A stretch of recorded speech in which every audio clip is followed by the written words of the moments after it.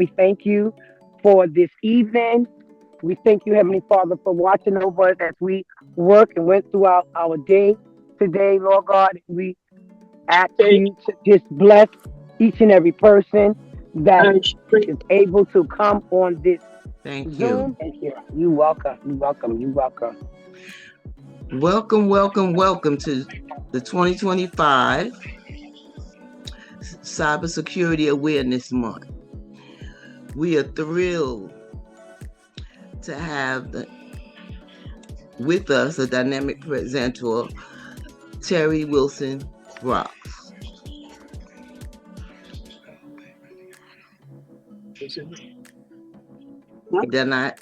Okay, I'm sorry. A leading voice in digital safety and resilience.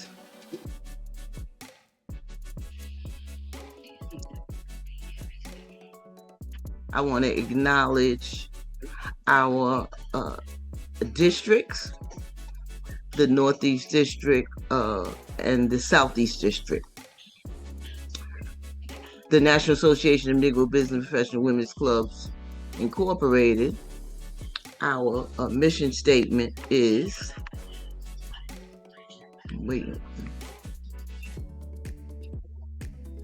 our mission is to promote and protect the interests of African American business and professional women, to serve as a bridge for young people seeking to enter business and the professions, to improve the quality of life in the local and global communities, and to foster good fellowship.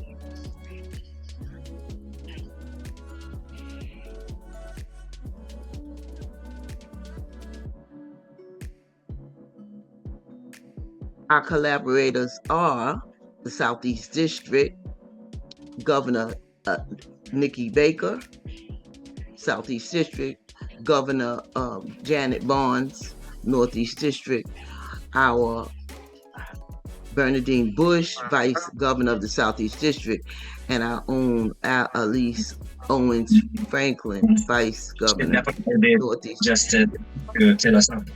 Now, I want to ask any of the Madam Governor Baker, do you want to give greetings? Sure, for the sake of getting started. Thank you, Madam. I just want to welcome and to say it's a great opportunity for the Northeast District and the Southeast District, as well as any other members that are here tonight, to hear from this dynamic speaker. We had a great presentation last night, and I want to say thank you to Mrs. Terry Wilson-Brox for bringing us this presentation and helping us to become unstoppable through our businesses and our organizations by staying safe. So I just want to say thank you and welcome. Thank you. Thank you. Our Governor Janet Barnes for the Northeast District is not with us this evening. So I'd like to ask our Vice Governor of the Northeast District. I don't want to take up any time. I just want to say good evening, everyone, and just glad that you're here. Thank you, Madam Vice Governor. Next slide.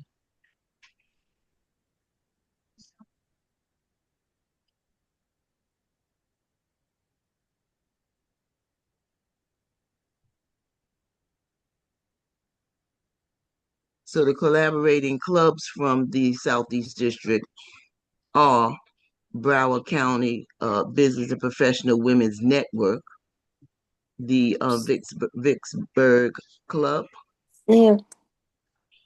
the Greater Memphis Club, and the Jasper and Vicinity Club, all from the Southeast District. Alfonso. And I also would be remiss if I didn't mention our Deborah Jones Allen. She's the vice president of the Broward County Club, and she's been very instrumental in making sure that this presentation is astute. And we want to thank her for her input. She's been with us from the beginning. And so we have President Dr. Renee Cambridge, and she's the president of the Broward County Club Business and Professional Women's Network. Did I mention all of them? Did I mention all the presidents? No. And then we have Shirley Jones, the president of the Greater Memphis Club, Dr. Linda Ellis Brown, president of the Jasper Club, Jenny Drake, president of the Vicksburg Club, and the co-host Judy Lane of the Broward County Club Business and Professional Women's Network. Next slide.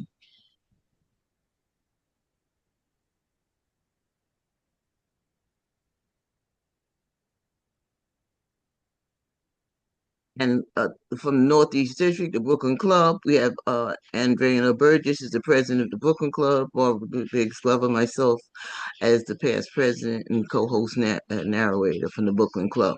Ilana Martins is the technology support this evening, and she's in the technology committee of the Brooklyn Club.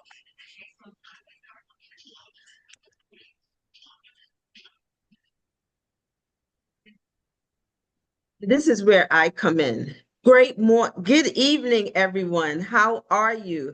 First, I want to give a shout out to those who are special guests. I want to thank all our club sisters for joining this evening, especially a shout out to another governor on the call, Mid-Atlantic District, Governor Patricia Dempsey George. And we also want to shout out our past national president, Cheryl Carper. Thank you so much, all of you, for taking time out of your busy schedule to join us. So at this time, if you could go back to the previous slide, please. Before I begin to shout out our presenter, one of the things I wanted to share is who is the National Cybersecurity Alliance? And we have been doing this now, Club Sisters, since 2021, where each year we recognize the cybersecurity awareness. And for those of you who do not know, the National Cybersecurity Alliance is a nonprofit organization dedicated to promoting cybersecurity awareness and education across the United States. Founded in 2001, the National Cybersecurity Alliance empowers individuals, small businesses, and organizations to use technology safely and securely in today's digital world. Did you know that in 2009, our 44th president, Barack Obama, elevated cybersecurity awareness nationally through the Stop, Think, and Connect campaign. This initiative strengthened public and private partnership and encouraged everyday users to take action to stay safe online. The organization bridges the gap between awareness and action by leading key initiatives such as the National Cybersecurity Awareness Program every month in October, the Data Privacy Week in January, and of course, the Identity Management Day in April. Now, who is National BDPA? That's an organization that I'm a member of. BDPA is an organization, Black Data Processing Associates. We are a nonprofit member-based professional organization founded in 1975 to advance African American and other minorities in the field of IT. Our mission is to build a pipeline of diverse professionals and inspiring students in STEM and technology through education, mentorship, training, and professional development. BDPA has proudly supported Cybersecurity Awareness Month by providing technical presenters and subject matter experts who share their knowledge, best practices, and real-world experience to raise awareness, strengthen cyber resilience, and inspire communities to stay informed and secure in the digital age.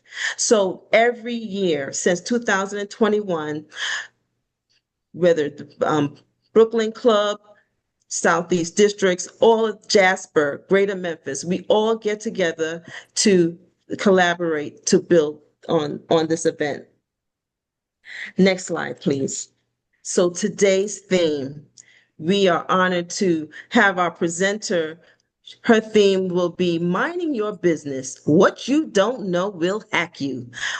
Ladies and club sisters, excuse me, I said ladies and club sisters, but club sisters, as business owners, we need to learn how to dig deep and understand how cyber threats can quietly mine our business without warning.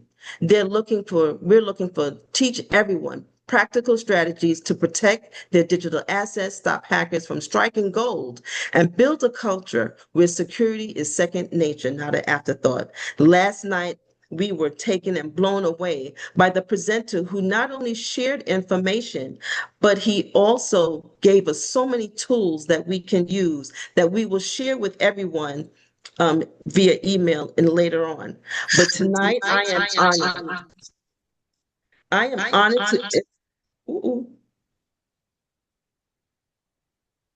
I am Everybody. honored to introduce Ms. Terry Brox Wilson, a colleague of mine, the president of the BDPA Northern Virginia chapter, and a seasoned cybersecurity professional with extensive experience in information assurance, risk management, and technology leadership. Ms. Wilson holds the CISSP, that's Certified Information System Security Professional, and CISA, Certified Information Security Auditor certification, making her a trusted expert in cybersecurity governance and auditing. She has dedicated her career to protecting information systems, strengthening cybersecurity frameworks, and mentoring the next generation of technology professionals. Under her leadership, the BDPA Northern Virginia chapter continues to thrive, building bridges between students, professionals, and industry partners while advancing the mission to build digital pathways for advancement.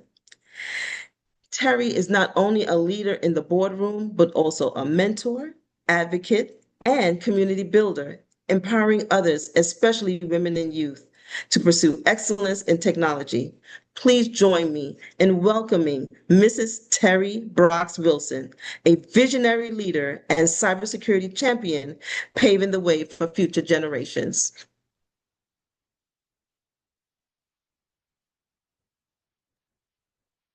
Good evening, everyone, and thank you for inviting me to this event. I'm here to talk about cybersecurity.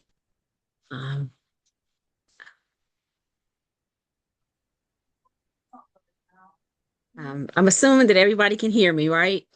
Yes, ma'am. Okay, great, wonderful, wonderful. Okay, so just to give you a little bit of other background about me, I kind of started my career on the West Coast, coming out of college. I'm from Philadelphia, but I got picked up from the East Coast to go to the West Coast.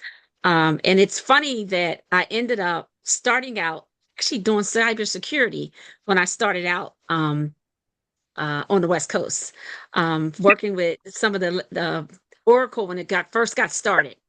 And it was enriching for me because when I came back to the East Coast several years later, I actually knew more than what the people knew on the East Coast about cybersecurity because I had tested like the mainframe ACLs and all that stuff. So it was mind blowing that things that I learned when I first started out came to fruition on the East Coast years later. Okay, so now I'm going to get started on my presentation. Okay, what you don't know will hack you. Okay, there are hackers out there that. Okay, here's my agenda. The first thing that we're going to talk about is how hackers gather your information, common root causes that lead to damaging cyber attacks, and ways to prevent being hacked. Next slide.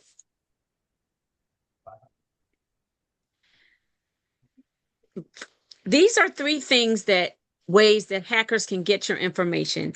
Number one is social engineering. We all know that people are the weakest link, no matter what. Okay. Even though you have hackers out there, people are the weakest link. And what I mean are you yourself put information, you go to TikTok, you go to Instagram, you have emails that you send out. People gather that information. Okay. Not a good thing. You go to the airport, you have your PC, you have your phone. You'd be surprised at how many people are looking at you and gathering your information unbeknownst to you. You plug in your cord into those things at the airport. You shouldn't do that because those ports can there are people that set those fake ports up and they're gathering information from you, like your banking information. They're taking that information and you don't realize that. That's one way. Okay. Another way is PC. You buy a PC, whether it's for your business or your home use. Okay. What happens is people don't understand that when you get a PC, you really should be protecting your information. And the number one way you do that is set up accounts on your PC. So maybe you have a PC in your house that maybe you have your children or your husband or anybody uses it. Well, if you want to set your PC up, which no one ever tells you this, what you do is set up accounts. You might have account if you have if somebody comes to visit you, they want to use it, not a guest account, because that account needs to be deactivated. But what you want to have is an account that's it could be something like just for your house, home use only. But then yourself, you want to have an account for yourself. And then you might have an account for your children or your grandkids. Each person that uses that PC should have a separate account. And the way you do that, and a lot of people don't understand that, is you on the PC, there's a settings, then you go to accounts, and then you set up your account. Okay, if you go to the settings on your PC, you can do it that way. And then you also, the most important part of that is that you should have a standard user for everybody, okay? Not administrator user, because a standard user allows you to not be able to, if someone gets remotely into your PC for some reason that you got some malware on it, but if that account is logged in as a standard user, they can't get into your PC and do any of the things that you would have. Like, for instance, they can't go and change any of the configuration files if you have a standard user. Most people don't know that, okay? You should only use your administrator user when you want to connect maybe a new printer, or you have to add a new device to your PC, okay? Most people don't understand that. So you can do the same thing on a Mac. On the Mac, it's going to be settings, users and groups, and then you want to set up a standard user. So therefore, one of the reasons why Apple computers aren't... Do you have any Impossible Whoppers? Yes, ma'am. Okay. One of the reasons why Apple isn't hacked as much is because Apple does not allow people to create programs using an administrator user. If you build an Apple application and it's designed to work only using administrator user, Apple will not accept it on their site. They won't let you accept it, which is a nice feature. So that prevents people from getting hacked if someone was to get on your PC. Unlike the PCs, the Windows environment, some apps have to run as administrator users. So to protect yourself, if you don't already have that capability, go in and fix your users. One, get rid of the guest user. If you have a guest user, you want to remove the guest user. That's the default user, because guest users are what hackers look for when they remote into your system and they get in there unauthorized in an unauthorized way. So that's one thing, to set up your accounts on your PC. Protect them, make sure they're standard users. You can go back and do that. And then if you want to have an administrative user, you should have one, but only use it to add items, peripherals to your PC. Otherwise, you don't need it. Okay. I know the kids like using the gaming stuff and they want to have that. But if they are, then you just need to make sure you watch the kids and make sure that they don't do anything that that could get your system hacked. Okay. And I actually talked about the accounts with too much permission. Standard users always, no administrator. You should probably have one administrative account. And of course, that administrative account should only be used by the person who owns the PC, because you don't need the administrator account unless you're doing specific things. Terry, why don't you share as well? One of the things we learned was that not to have too many apps on your cell phone and, to clean the device. What is your recommendation for when we're using our PCs, making sure that you have, correct updated software? Right. You want to share some insights on that? And how did you, especially in the field, what are some of the things that you did?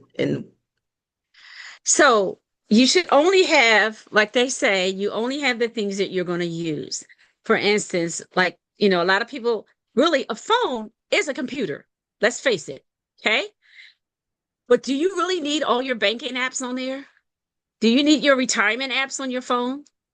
If you lose your phone and you don't have it protected, then people can get in it, especially if you do not, you have automatic login. Okay. Because some people do that. Some people think it's convenient that they don't need to have anything protecting their stuff. Okay. Apple, I know, because I have an Apple, you do have to have a password or a PIN or use Face ID. I don't actually recommend Face ID to use, but a lot of people do use Face ID. But only put the things that you're going to use on your phone. And the same thing for your PC. If you have your banking apps, a thing might be good for you to do is to set up a separate account where only you know that information and those accounts are on your PC. So you would log in and only have those accounts on that with that login so you can take care of your personal business. Okay. That's another way to do it. Okay.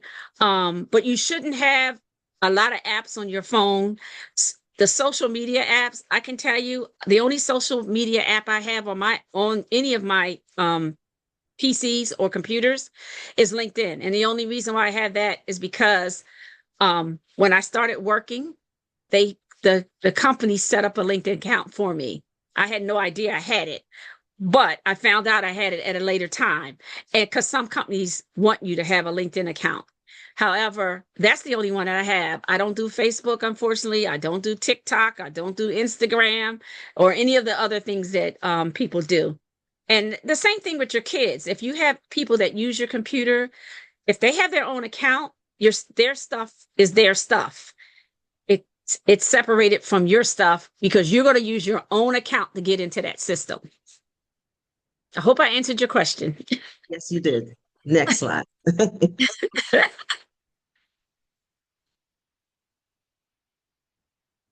Okay, how is this done? Okay.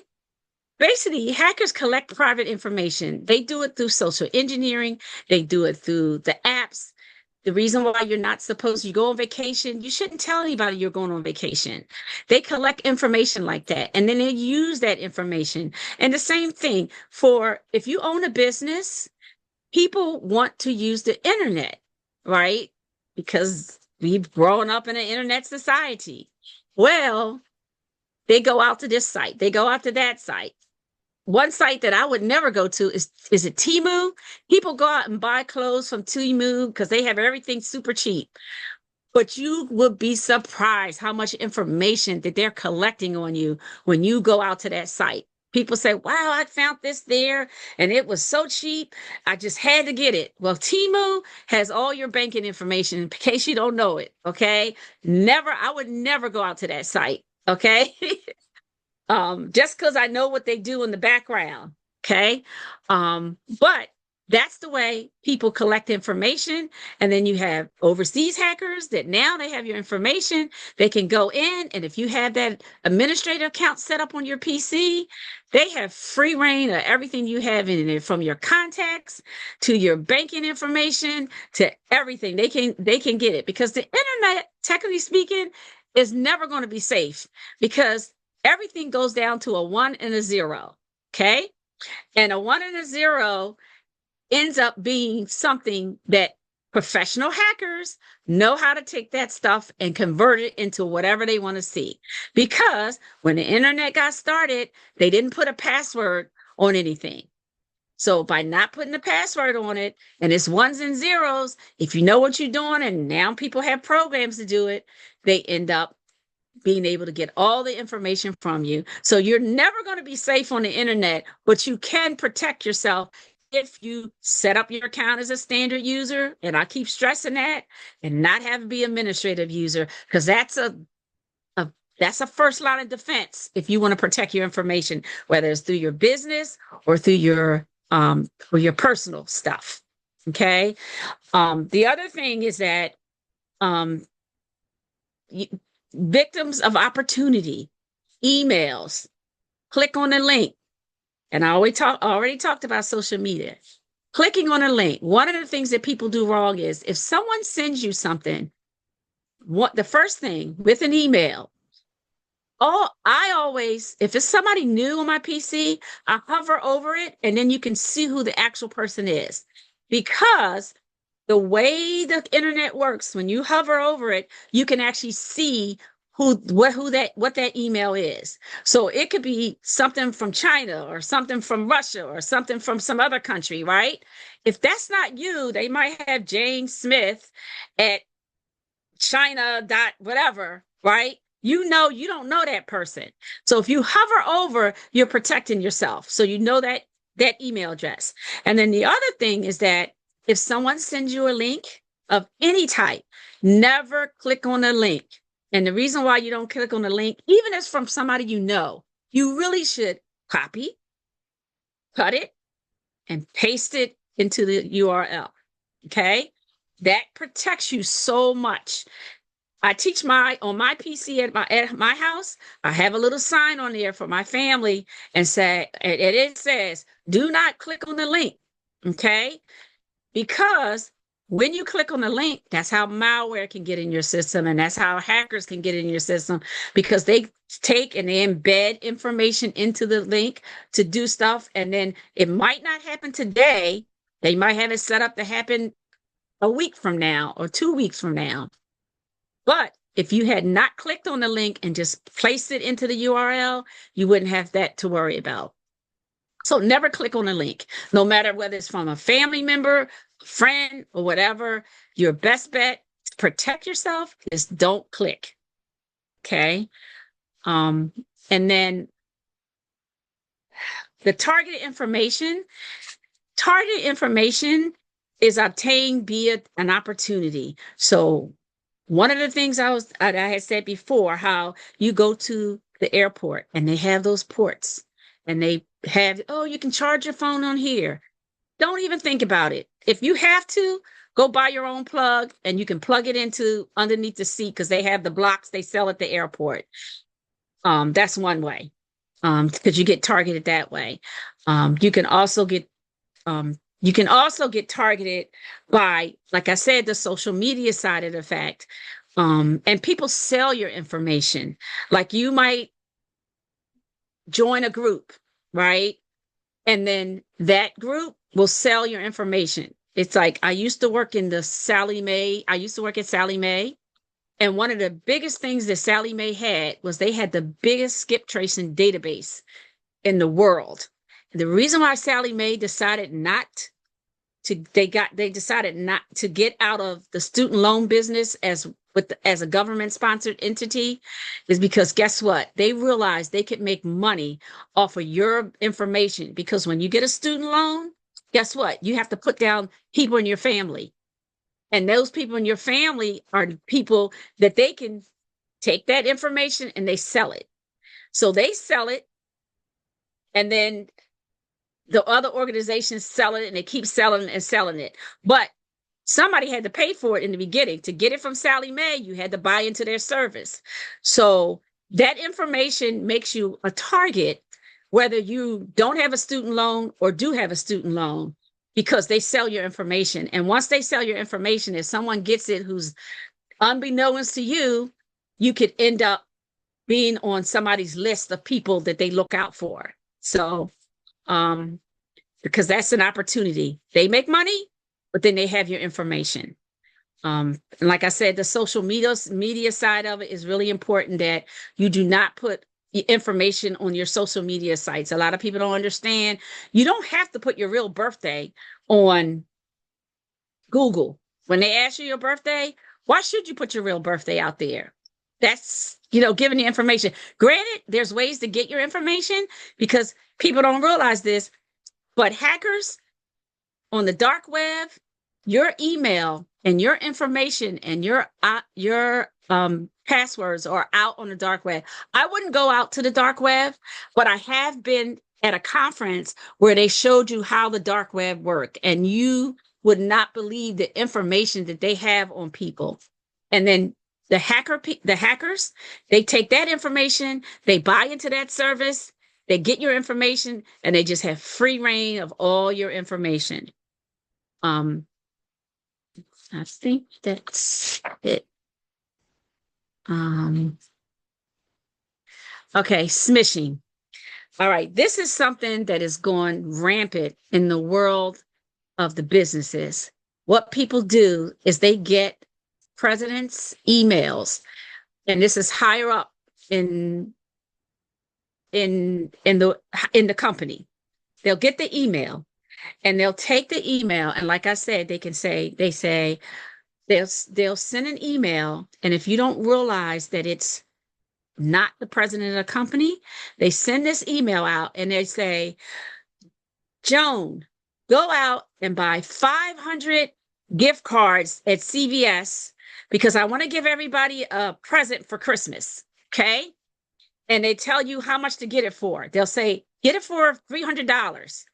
Well, I actually know somebody who did that, went to CVS, got the cards. They told her to get 50 cards, and she ended up going to like 5 different CVS stores trying to get these cards because she thought it was the president.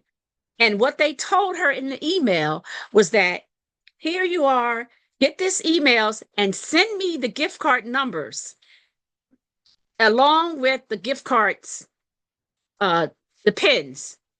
And she, unbeknownstly, did it. And guess what happened? It wasn't from her boss. And it was like, unfortunately, the company did reimburse her the money, but she was like, I don't know whether she kept that job any too much longer after that, to be honest with you.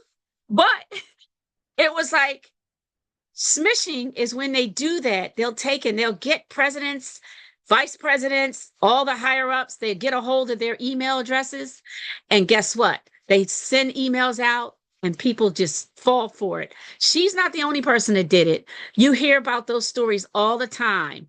And if you go out and search on the internet, they tell you that's the new term. I know everybody knows about phishing, where they'll send out something where they can ask you for your credit card number, but they do it at the corporate level.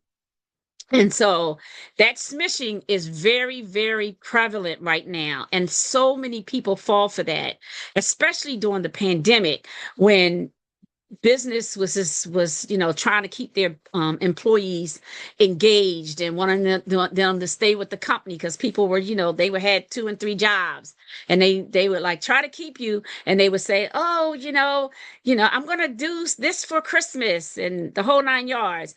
And that's what happens. And smishing is like, I don't know what the percentage is, but there's a lot of people that get caught. My husband told me that every once in a while his company, they work from home, and every once in a while they get an email from somebody that says, go buy some gift cards and send me the information. And this is like, it happened to him like a few weeks ago, to be honest with you. And he knows now that is because I explained to him, he's an accountant, but I explained to him that you get emails like that, you need to ignore them and send them to your company's security person, because a lot of companies have that set up where they have a way for you to, if you think you get an email that is not appropriate, then you can send it to a special email box and they'll investigate it. So And you I have a think it's question? You have a question Adri- right now? yes, Miss yes, Miss Adriana Coleman. Coleman. Yeah. Miss Coleman. She has her hand raised. You could. Yes, good afternoon. I'm sorry. That happened to our local president, and it was like a, for some reason they got it like on a, it was like a chain. It was a chain text. So they said the same thing. They asked they asked all of the members that was on that chain text message to go out and buy $50 gift cards. And just so happened, I said, why would he ask us to buy gift cards? It just sounds strange. And I called and he said somebody had hacked his account or whatever. And for some way they got that chain where it was one of the committees and they got that chain and they were telling everybody to send out $50 gift to get 50 purchase $50 gift cards. So we caught it in time. So nobody sent it out. But that did happen to my vice president of my local. Yes. Yes, that's a very prevalent problem right now in corporate America. A lot of people don't realize that. And it happens, like I say, my husband has seen it. I know about 3 weeks ago, he said he got another one of those emails.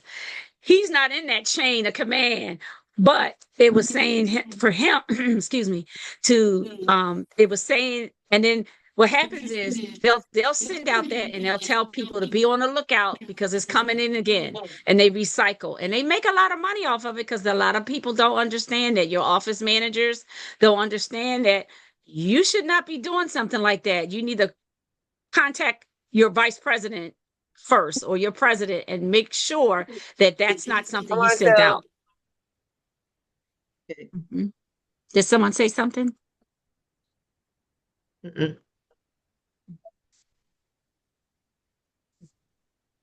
Ms. Rice has her hand up. Frances Rice. Hi, Frances Rice, Riverside Club. My question is, what about the sites that maybe they want you to make some form of payment and they send you to the site to do that? Are those sites safe or? Okay, so, well, first of all, do you know to look for the lock? And whenever you go to a site, if you don't see a lock, you know the lock looks like, right? Yes. Yes, you should make sure that you see that tell like you. A padlock? Yes, the padlock. Yes. Okay. Yes. If it doesn't have a padlock, then be very leery. In fact, this is strange and people probably didn't notice this, but recently they started putting that on the cell phone URLs because they didn't used to have that on the cell phone URLs. And I noticed that, I don't know how long ago, but when I say recent, within probably the last two years, last year or so, prior to that time, they didn't have a lock on there. So you didn't really know on your phone. So I myself don't use my phone to do transactions. However, people do. Okay. But if they have the lock on it. So when the URL comes up, that's what you need to know. It's safe. If that lock doesn't come up, then I wouldn't use it. I would go to my PC because the PC always has the lock. Okay, I see. Okay, always. So when when you're taking care of like payments and credit card payments and things like that, okay, you should use your PC. I would say, yeah, use my PC. I wouldn't use my phone. Especially if you use the Android phones. I hate to say this, but the Android phone systems is not very safe. Apple isn't either, but Apple applications do not run as an administrator. Cell phones, the Androids, a lot of the apps that are on the Android store are run as administrator accounts. You don't know it, but that's the way they have it set up. and administrative accounts lets you do a lot of stuff. Okay. Ms. Richardson has her hand raised. Thank you. Hi, I just wanted to state that I do also work in the accounting field, and I get emails all the time of just bills. Hey, can you put this bill in and make sure you pay it? So I just wanted to just put that out there too for anyone that runs a team, because I know I'm the head accounting of my team, that I've had my people put a bill in and say, oh, well, this bill came into the email and it came from, whoever, such and such. And they put it in. And if I didn't pay attention to it, I probably would have paid it. Yes. And that So, does happen. Yes. yes.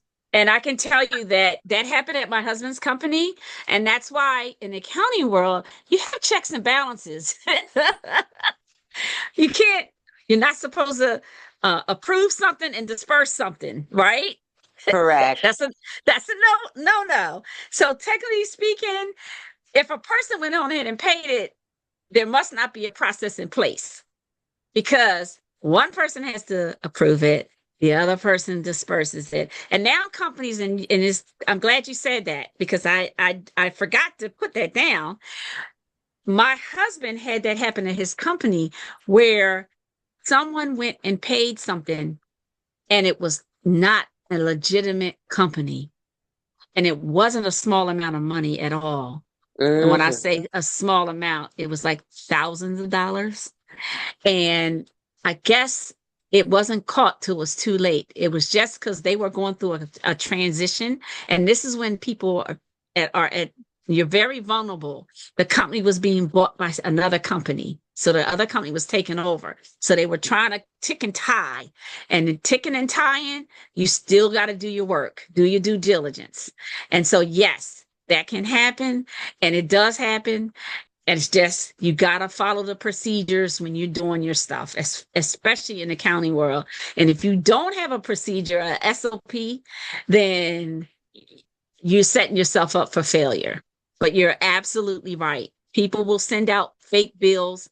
And if you don't have that process in place, it can get paid, and which is unfortunate. And there's nothing you can do because you can't get your money back. It's kind of like Zelle. You send something through Zelle, and if it goes to the wrong person, you're not getting your money back. And they tell you that up front. Thank you, Terry. I want to thank you so much for sharing some insights.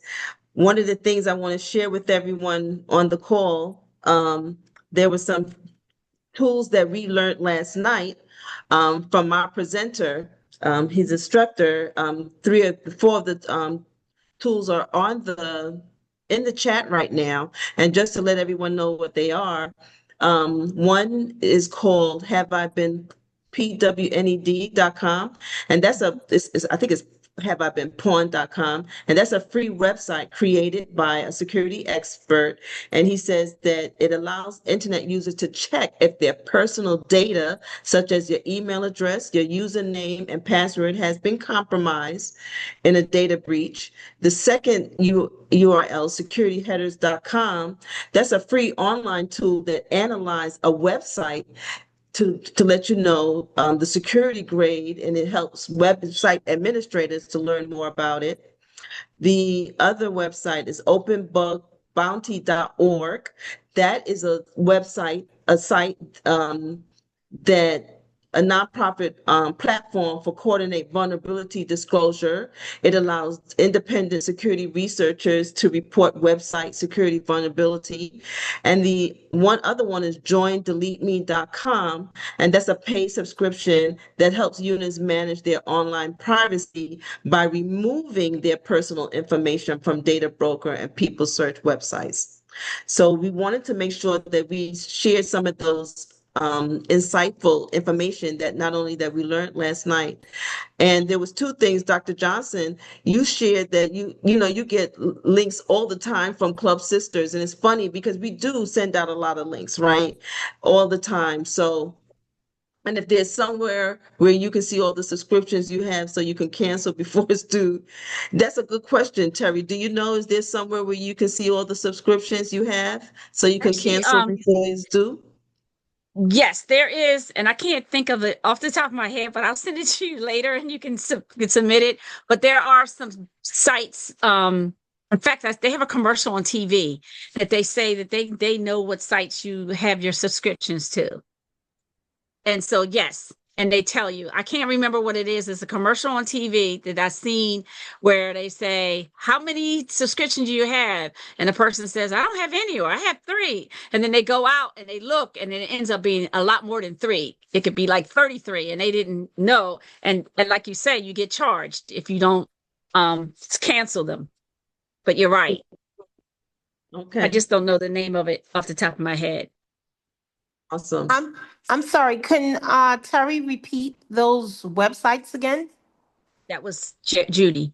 Judy? It was Okay. Judy, I'm sorry. I put them in the chat for everybody. And I think the site is Rocket Money. Yeah, that's what it Yes, is. It's Rocket Money. Yep. They know the site sheet. Yep. Yep. So again, I put those sites in the chat. I'm also going to send it out. Club Sisters, what we will be doing and sharing with everyone is the information, the 2 slides that we presented today and yesterday. And we will also share the URLs in the emails as well, in addition to the videos. And Ms. Brox, Terry, so much. I'm always so honored when my BDPA family comes in and joins me to share with my beautiful club sisters. We also have one other thing from the National Cybersecurity Alliance. I don't know, Elena, we was going to put the page up for you for this club sisters. Is another web page with some resources as well. What we try to do is not to share all the information. Just trying to get that page for you. You getting it up right now for me, Miss Alana? Yes, just give me one moment. Okay, and what it is I want everyone to remember the website for the National Cyber Alliance, Stay Safe Online. They have a plethora of educational resources for, whether you want to use it as part of your curriculum. They also provide presenters, but they also have several web pages and news articles. One article that we have is about digital ID. Another article is about Social Security scam. And I forgot what the last one is, but we will make sure that we will share all of this information with everyone who registered and is on the line. Does anyone have any additional questions for the cybersecurity team?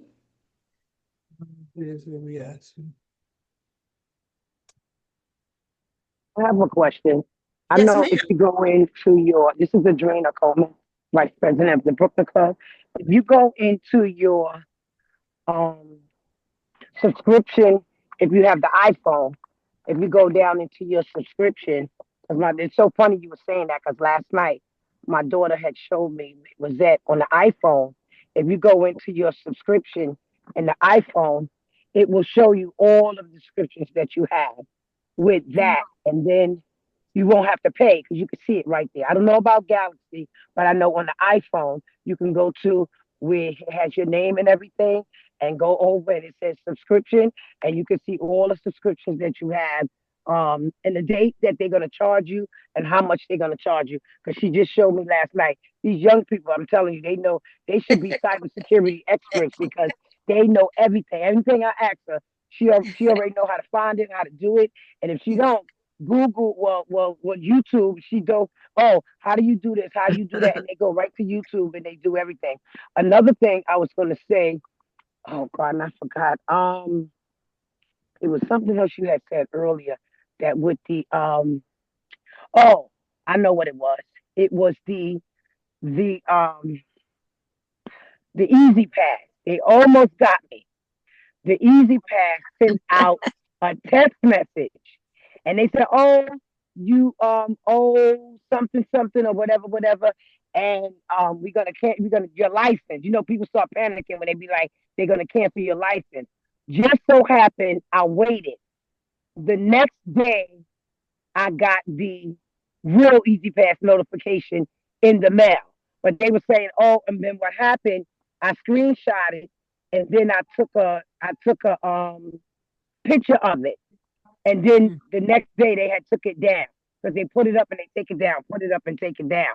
But yeah, be careful with Easy Pass because we know that Yeah. they normally don't send us nothing through the mail, but they sent us something in the mail, and they almost got me. I almost did it, but then I got it. And I waited, and then the next day I got the real thing the next day. So that's another thing they do: send you a message and they say, "Oh, your license is going to be suspended." And what you're talking about is that happens to all the Easy Passes, even down in Virginia. If you ever go out to their website, you will see a disclaimer at the top of it. They say they have people that have got people's information, which just means that they sold your information to somebody. That's all it means. And so it's their fault that they're selling the information, but states have to make money. So like Sally Mae did, they sell the student loan database. The states have to make money and they sell your information. And guess what? That's exactly what's happening right now. So all states are having that issue, and they all have that disclaimer. When you go onto the website, it'll tell you that we have a high call volume due to emails that people are getting that are not legitimate. But you're absolutely right. Ms. Rose Creighton, do you want to say something? Yes, I do.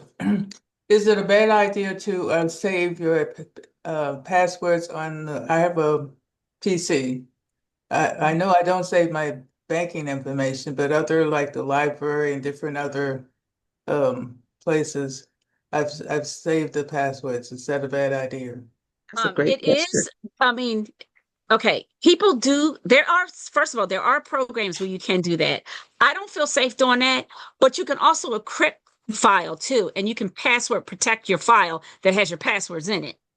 So that's a way that you can do it, because if you want to send something through the internet, if you password protect it and encrypt it, it will be safer. But I would not just put my passwords in a file and not either password protected or encrypt it. And you can do that on with the file. But definitely password protect your file. If you're going to keep your passwords on a file on your PC, I would definitely password protect it at a minimum. Okay. And you saying to encrypt it as well? Yeah, you can encrypt it as well, because really everything on your PC should be encrypted. You should have it set up. In fact, I use this program that I use. I don't know whether you have Micro Center in your area, but Micro Center has I forgot, it's called ESET that I use. It's a application that's the one I have. I don't like Microsoft. Was it McAfee? I don't like McAfee. Okay. Number one, because all they want is your money. But if you go to Micro Center, and you can actually get it online, Micro Center's all over the country, and you can buy stuff through them online. However, if you live in a state where a Micro Center is, you can go to the store. They have this software package that you can purchase, and they basically tell you if your things have been compromised. Really good piece of software. It's called I think it's called ESET. I know I have it on this PC. I just don't have it. Let's see where I have it. Miss Terry, is that ESET? It's ESET. Yes, I have that. Yes, that's a really good piece of software for protecting your stuff. Yeah, and I got it from a Micro Center. Yes, Micro Center. Yeah. In there. Yeah. Thank you. Yep. And that's a really good product that they sell. I've gotten that for the PCs I do have. I do have that on my PCs. And so, but definitely if you got passwords in a file, password protect the file. Thank you. Is there anyone else with any questions? And great questions. Thank you all. You have some great questions, and for sharing. And I'm going to check the chat one more time. Yeah, Madam Governor just put some from the Southeast District, put some information about some sites. Yes.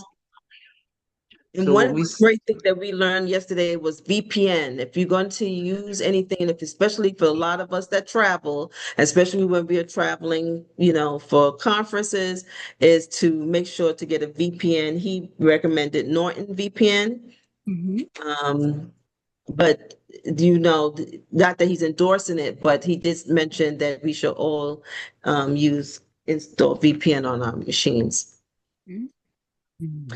Again, Club Sisters, on the screen is what you'll see, some articles from the Cybersecurity Alliance, what you need to know about digital IDs and mobile driver.